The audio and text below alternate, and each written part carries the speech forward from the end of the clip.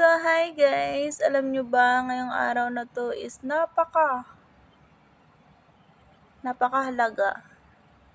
Kasi mansari namin. Alam mo bang gusto ko sana sa mansari, may flowers, may surprise. Kasi nakakakilig yun. Alam mo yun? Yung lalaking nag-i-effort pa rin kahit na matagal na kayo. Yung pinapakita niya talaga na mahal ka, pinaparamdam talaga sa'yo. Kasi sa totoo lang, meron akong hinahangaan na ganoong tao. Siyang kaibigan ko dati, yung asawa niya kaibigan ko.